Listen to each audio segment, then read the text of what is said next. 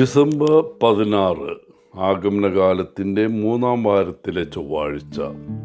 മത്തായി 21, 28 മുതൽ 32 വരെ വാക്യങ്ങൾ. 18-ാം നൂറ്റാണ്ടിലെ പ്രശസ്ത ഇംഗ്ലീഷ് കവിയും തത്വചിന്തകനുമായ സാമുവൽ ടൈലർ കോൾറിഡ്ജ് ഒരിക്കൽ പറഞ്ഞു, മനുഷ്യൻ ഒരു മാലാഖയാകാൻ മുകളിലേക്ക് ഉയരുന്നില്ലെങ്കിൽ അവൻ ഒരു പിശാചാകാൻ താഴേക്ക് താഴുകയാണ്. കോൾറിഡ്ജ് ചൂണ്ടിക്കാണിക്കുന്ന കാര്യം ആളുകൾ നിരന്തരം നല്ലതിനോ ചീത്തയ്ക്കോ ആയി മാറിക്കൊണ്ടിരിക്കുന്നു എന്നതാണ്. ഇന്നത്തെ സുവിശേഷം ഇതിനൊരു ഉദാഹരണമാണ്. മൂത്ത മകൻ പിതാവിനെ സഹായിക്കാൻ വിസമ്മതിച്ചു, പിന്നീട് മനസ്സ് മാറ്റി സഹായിച്ചു.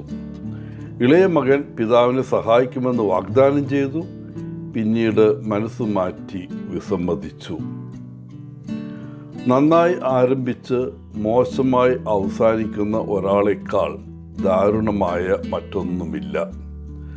എന്നാൽ മോശമായി ആരംഭിച്ച് നന്നായി അവസാനിക്കുന്ന ഒരാളെക്കാൾ പ്രചോദനം നൽകുന്ന മറ്റൊന്നുമില്ല.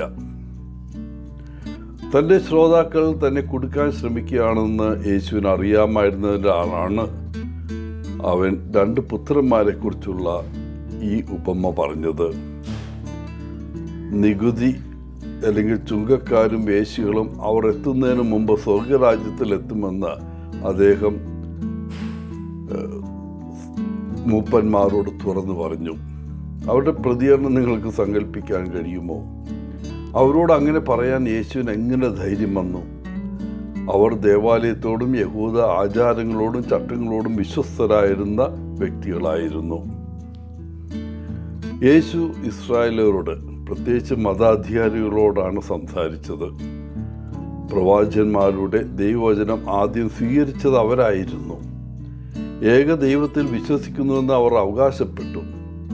പക്ഷേ അവരുടെ വിശ്വാസം പ്രധാനമായും അവരുടെ അധരങ്ങളിൽ മാത്രമാണ് ഉണ്ടായിരുന്നത്. അവരുടെ പ്രവൃത്തി അവരുടെ വാക്കുകളുമായി പൊരുത്തപ്പെട്ടില്ല. അവർ ഇന്നത്തെ സുവിശേഷത്തിലെ 2-ാമത്തെ മകനെ പോലെയായിരുന്നു. മറുവശത്ത് പാപികൾ എന്ന് വിളിക്കപ്പെടുന്ന വേശ്യകളും ചുങ്കക്കാരും സ്നാപക യോഹന്നാൻ്റെയും യേശുക്രിസ്തുവിൻ്റെയും അനുയായികളായി തീർന്നു. അവർ ശ്രവിക്കുകയും അനുദപിക്കുകയും ചെയ്തു. അതിനാൽ ദൈവരാജ്യത്ത് പ്രവേശിക്കാനുള്ള പാസ്പോർട്ട് അവർക്ക് ലഭിച്ചു. ആദ്യം ഇല്ല എന്ന് പറഞ്ഞെങ്കിലും ഒടുവിൽ തൻ്റെ പിതാവിനനുസരിച്ച ആദ്യത്തെ പുത്രനായിരുന്നു അവർ.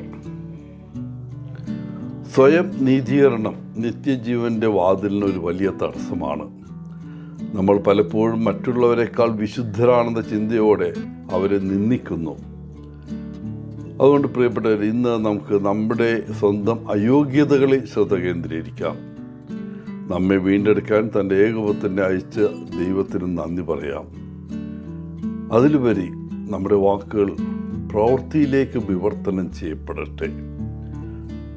അതിലുമുപരി മറ്റുള്ളവരെ സ്നേഹിക്കുക എന്ന നമ്മുടെ പ്രവൃത്തി സ്വയം സംസാരിക്കട്ടെ. എല്ലാവർക്കും നല്ലൊരു ദിനം ആശംസിച്ചുകൊണ്ട് ഒത്തിരി സ്നേഹത്തോടെ പോളച്ചൻ CSSR ഫ്രം കേരള.